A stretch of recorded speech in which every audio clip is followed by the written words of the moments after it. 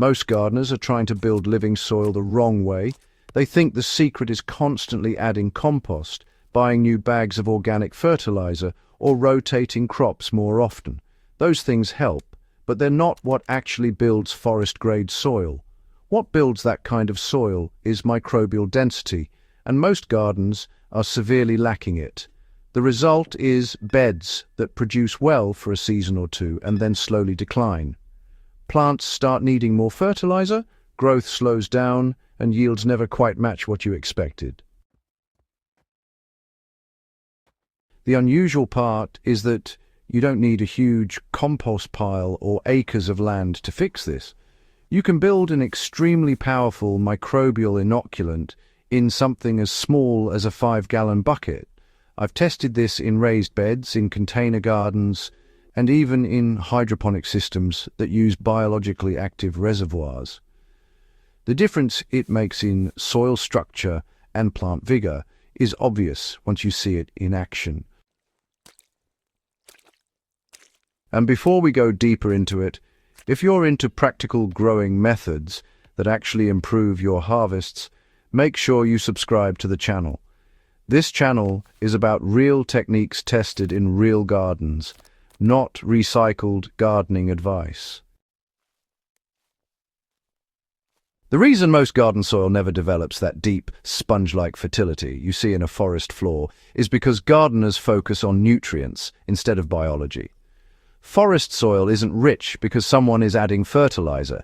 It's rich because millions of microorganisms are constantly cycling organic matter into stable humus. Leaves fall, fungi break them down, bacteria process the residues, worms move the material through the soil, and the whole system keeps regenerating itself. In a typical backyard garden bed, that cycle barely exists. The soil gets tilled, organic matter is added once or twice a year, and then plants are expected to perform all season. The microbial population spikes briefly and then crashes again. That's where the 5-gallon bucket system comes in. What we're really doing here is creating a concentrated microbial culture that can be used to inoculate soil repeatedly throughout the growing season. Think of it like a compost accelerator. But instead of waiting months for finished compost, you're multiplying the biology that creates healthy soil. The basic setup is simple.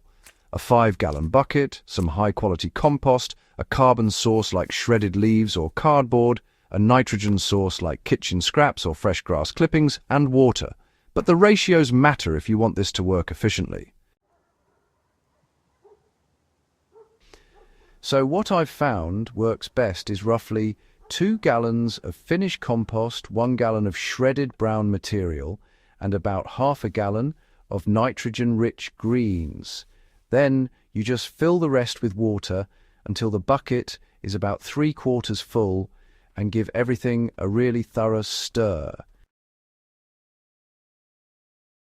Now, the goal here isn't to make compost in the traditional sense. What we're actually doing is building a microbial slurry that encourages rapid biological growth. Once that mixture is just sitting in the bucket, the microbes start multiplying fast, especially if the temperatures are warm. Within about 24 hours, you'll usually start seeing bubbles and a slight earthy smell developing. That's microbial respiration, and honestly, it's a really good sign.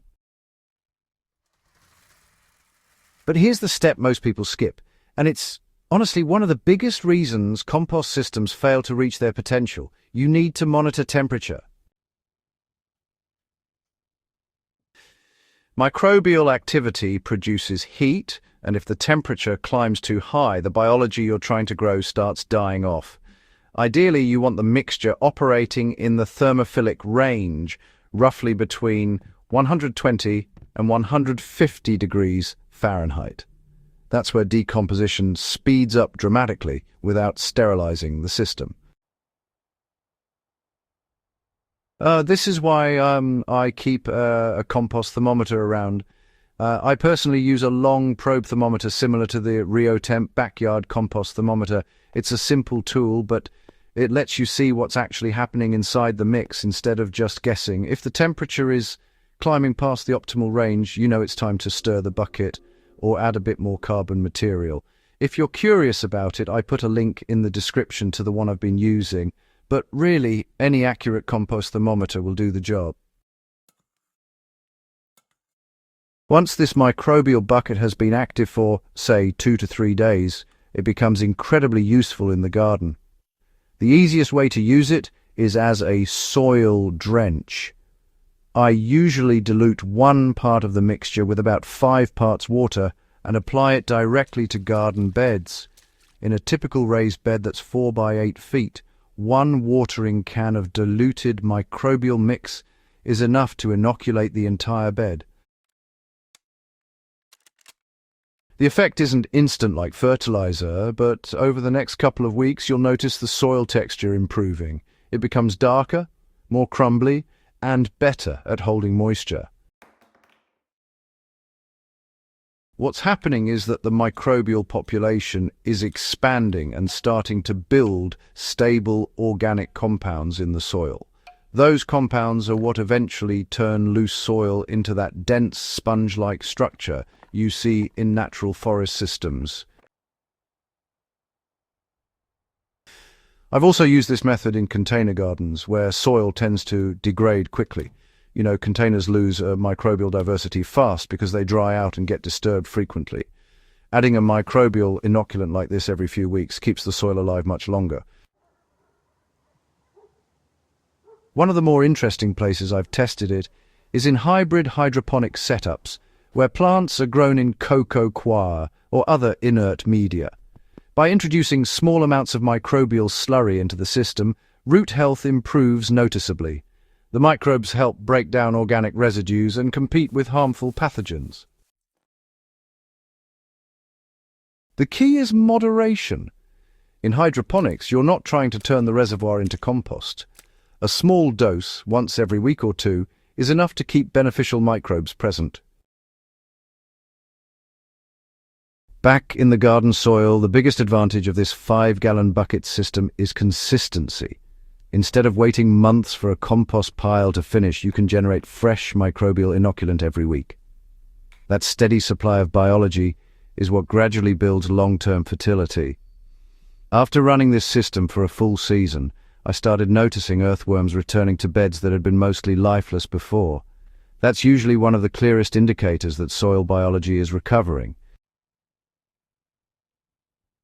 Another benefit is that it dramatically reduces the need for purchased fertilizers. When microbes are abundant, they continuously release nutrients from organic matter. Plants essentially tap into a self-regulating nutrient cycle. That's exactly how forests maintain fertility year after year without external inputs. There are a few mistakes worth mentioning, though, because they come up often. One is using sterile compost or bagged mixes that have been sitting on a store shelf for months. Those products often contain very little active biology. If possible, start with compost that came from an active pile or a worm bin. Another mistake is ignoring oxygen. Microbes that build good soil need air. If the bucket mixture becomes stagnant and smells rotten, it means anaerobic bacteria have taken over. Stirring the mixture once or twice a day prevents that and keeps the system aerobic. Temperature is another overlooked factor. If the mixture never warms up, microbial activity is weak. That's usually a sign that the nitrogen content is too low or the compost wasn't biologically active to begin with. Once you dial in those variables, the system becomes extremely reliable. Over time, repeated applications gradually transform the soil profile. Organic matter accumulates, microbial networks expand, and the soil starts behaving more like a natural ecosystem instead of just a planted substrate. And that's really the goal here, not just feeding plants, but, building soil that feeds plants on its own.